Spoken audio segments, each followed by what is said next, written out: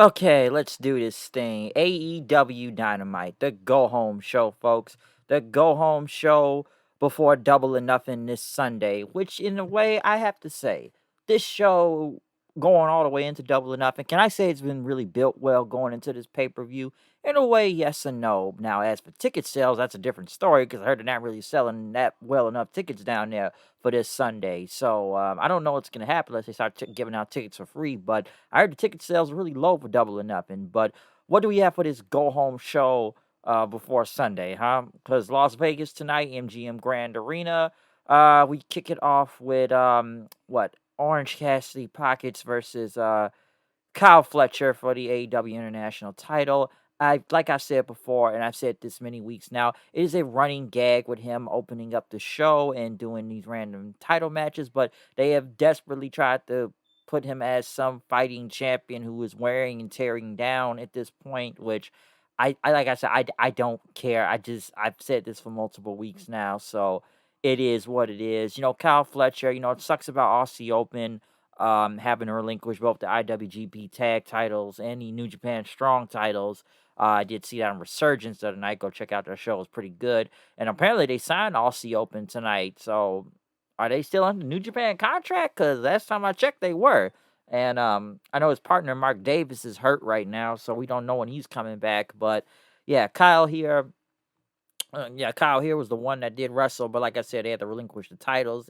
I'm not surprised he took the L here. Would look worse if he was taking the L while holding those IWGP tag belts, because that would have made would have made New Japan look bad if that happened. But listen, the match was what it was. I'm not surprised. And then again, why are we doing a title match if he's defending this title in a battle royale this Sunday? So, what made anyone believe that Kyle Fletcher was even gonna get a win in general? So it was what it was. The power driver looked good by Kyle Fletcher, by the way. That double one, not bad. But like I said, I'm not surprised what happened here, and stuff. So at least he didn't take the L while holding the IWGP tag titles, because it would have looked worse. So moving on. So I that's all I got about to say about the running gag of the week. Um, Next, I know they interviewed Ricky Starks. Basically, he's gonna be in the battle royale, but then right after that, Jay White and Juice Robinson attacked him and saying like, "You're not done with us. You're still dealing with Bullet Club Gold." Juice Robinson, folks, all over the place, New Japan and here tonight on AEW. So yeah, Jay White, they have figured out a way to somewhat for not him to be over like he once was, or get people not to care. And then again, this Bullet Club Gold thing, will they ever gain any other members? I'm not even sure. I'm surprised this feud is still going on. I know they had Jungle Boy talk. Honestly, I believe he will take the pinfall this Sunday. It would not surprise me. It's either him or Sammy, but my money's on Jungle Boy taking the pinfall in the main event this Sunday. I don't care for the promo. A lot of these Jungle Boy promos give me sleep insomnia anyway, so that's all I really got to say about that. Right after that, FTR came out talking about what happened last week, that they're the greatest tag team in the world, and that Jeff Jarrett and Jay Lethal, which, even kind of hit a line. I know they didn't say it all the way, but hit 1,000 guitars, never drew a dime, but he said stay relevant. And basically, you guys are some rejects from TNA, and you better go call your queen of the mountain, not Karen, Jeff's wife, not a cunt. But he was talking about Dixie Carter. So obviously they got to make fun of TNA there. Mark Briscoe came out then, since he is the special guest referee for the tag title match this Sunday. Um, he went on to say, listen, man, we've been to war together 3 times now, and they respect each other. Mark had asked, Dax then basically, yo, what's up with that power driver? Which is kind of crazy. Like, this guy was blinded and did a perfect power driver last week. But Dax says, I didn't mean to. All right, I couldn't see.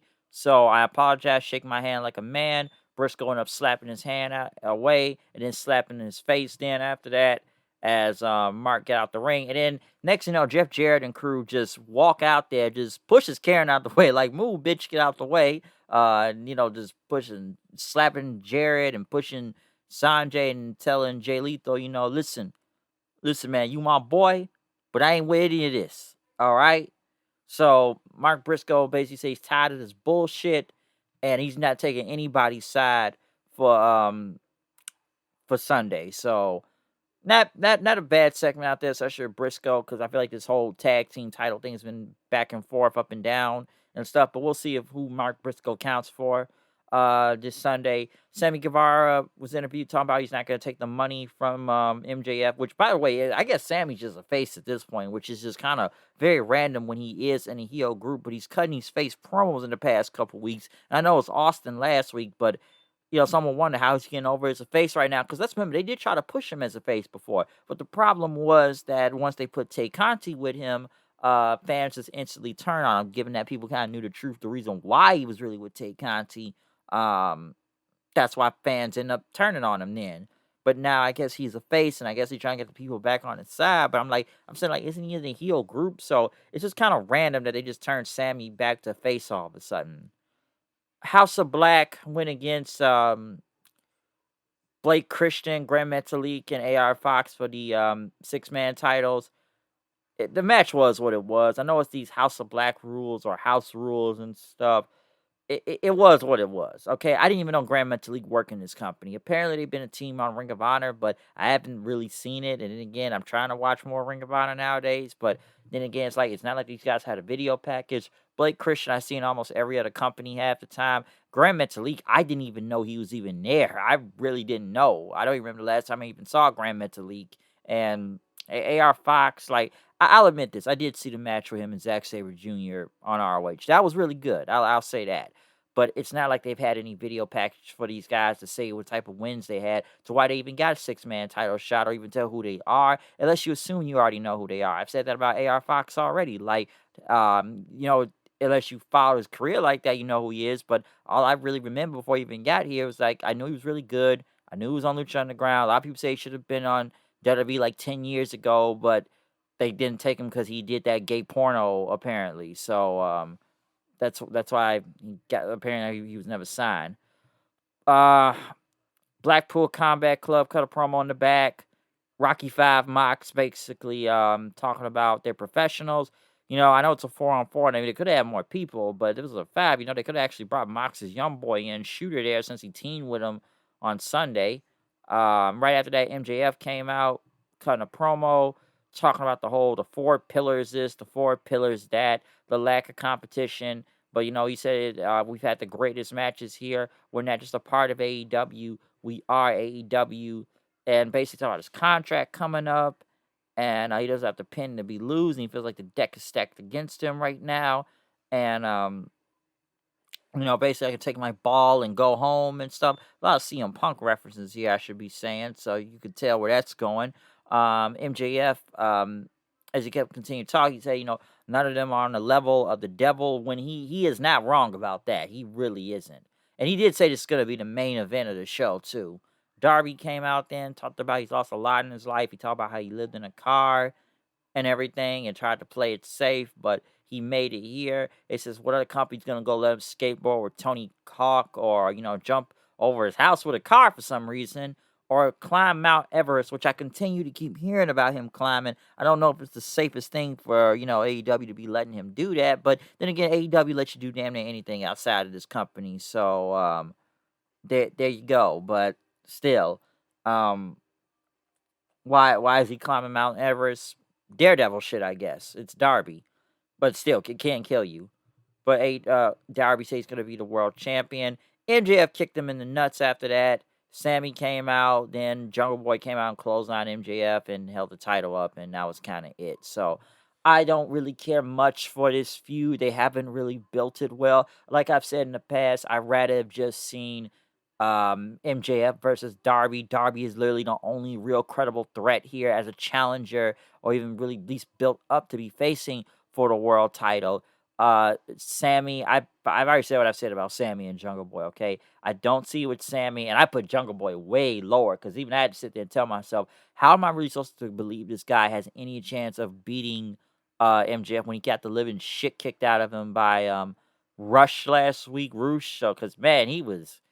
Wow, like I said, this guy's supposed to be going for the world title, and he barely survives the skin of his teeth against Roosh after he beat the living hell out of him. Like, yeah, what was up with that last week? But No, I look at Jungle Boy, which I even question why is he even a part of this whole Pillar, but they're doing their best to push this Pillar storyline, but it is not working. Okay, it isn't.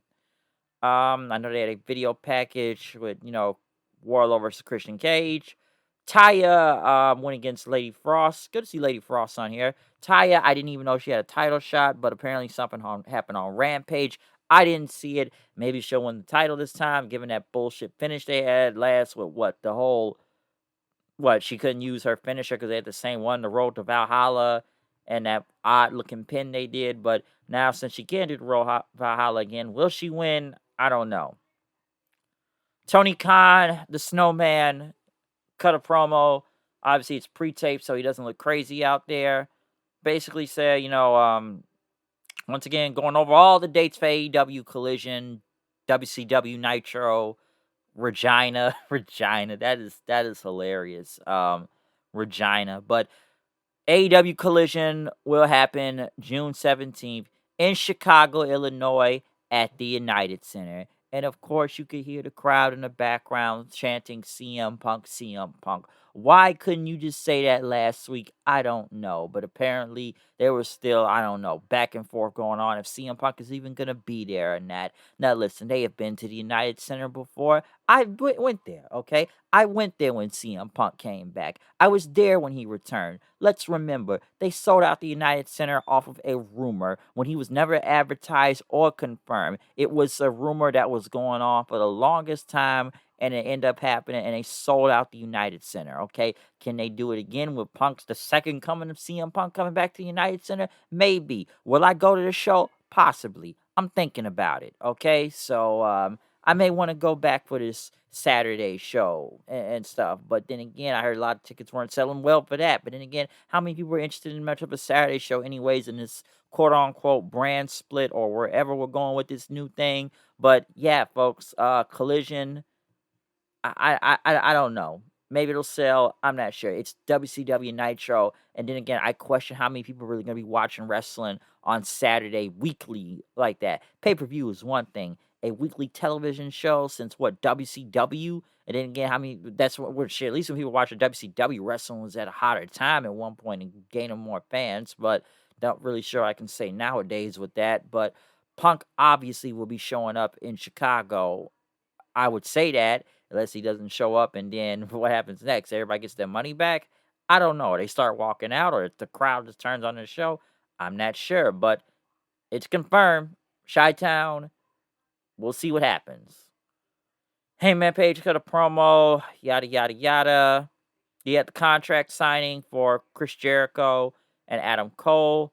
Roderick Strong was with Cole as Jericho had the rest of the Jericho Association guys. Basically, it's a unsanctioned match. I guess it was on Rampage.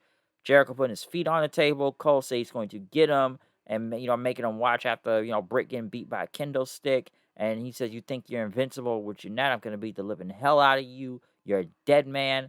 And I'm going to break your legs and shatter your jaws, he said. And he says, if I were you, I hurry up and sign the contract, bitch. Jericho says, I'm not a bitch because I'm not from Las Vegas. And then talk about your injury you got, all right? Basically, talk about with Baker, like you let your girlfriend get the crap kicked out of you. And I should get the crap kicked out of her. Yeah, and you did nothing about it. And Raji's trying to hold back, hold in, and Jericho says, come on, touch me, coward." And it's 5 of us and only 2 of you. And Cole says, "Oh, yo, I got somebody here that lives in Las Vegas." At first, I thought it was gonna be you know, Kyle O'Reilly. I'm like, but then does he from Vegas? Does he live in Vegas? But then Cole said he idolized him, growing up, and he's crazier than everybody. So they brought in the homicidal, suicidal, genocidal Sabu, which I am sitting there wondering, what does he have to do with this? Sabu came out with a suit, and I'm thinking that, like, what does Sabu have to do with this? Because he lives in Vegas? Because it's ECW and he does this whole throw the chair thing and look into the sky. Listen, I'm glad to see Sabu. I like Sabu. But why is he in this whole thing? Maybe he'll throw a chair in somebody's face this Sunday. Maybe he'll jump off of something crazy and botch like he's done in the past.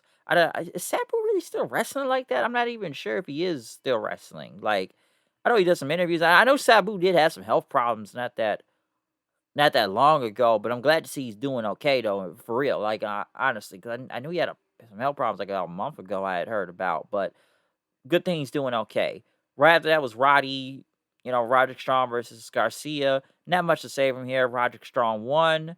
Um, right after that, I know they did at least talk about Willow Nightingale's win over honestly Mercedes Moné, which was literally an audible that was called. So like I know she won, and I did see that match. I saw Resurgence. It was pretty good, but that main event and how it ended was not yeah, that they literally called an audible because Mercedes did get hurt and they had to end the match early. So it was kind of getting good while it lasted, but it was a very abrupt win and crowd was kind of confused then. But in the main event, we did get the ROH tag titles on the line. Claudio Castagnoli and Wheeler Yuta versus the Lucha Bros. Not much to say from here. Obviously, I expected something screwy to happen.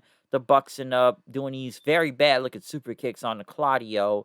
Danielson's pissed off then. They hit the fear factor onto Yuta. I don't even know why Mox. I'm surprised he wasn't even out there. But then he has the Bucks going through the crowd. Mox, Rocky 5 here. Rocky Five. Basically talked about they're gonna beat the hell out of the Elite. They're gonna bleed buckets of blood. Then again, it's a Mox match. Every week he bleeds. So blood this, gore that, blood. I'm gonna make you bleed. Obviously, expect to see a lot of blood in this, but then again, like I said, it's Mox, so you see blood every week in all of his matches. Okay, but listen, this go home show honestly was iffy to up and down. All right, there's some things I guess got across. Obviously, this whole anarchy rule thing, the contract signing. Good to see Sabu. The Fatal 4-Way World Title thing is kind of iffy. MJF's promo was honestly a really good part of that whole segment. But then again, I know I don't really care that much. Mark Briscoe just slapping and pushing everybody out the way. You know, it is what it is. Um, the big announcement for Collision, obviously for June 17th. CM Punk, I guess, is coming back, so we'll see what happens. But yeah, man, Double or Nothing. Like the build ain't been the worst, but I don't think a lot of people either cared or they just haven't had sold tickets. I don't know what to say, but it's not like only a few matches I'm kind of looking forward to. All right. But the go home show, it was okay. Not much I wouldn't say to write home about, but I guess it got what it, cross from Sunday and see how things will go. But like I said, I don't know if they really. I don't know how those ticket sales went, but yeah, I heard. Wow, I'm getting my words messed up here. Those ticket sales I heard did not really go out well, apparently. But we'll see what happens. But other than that, this is my review for AEW Dynamite. We'll see you Sunday, and also for a review of Double or Nothing. Out of here. See y'all then. Peace. Everybody's got a go home show this week, folks. Everyone's got a go home show. So I don't know if you love it or hate it, but I don't know. But what's love got to do with it? Rest in peace to Tina Turner. Also, peace.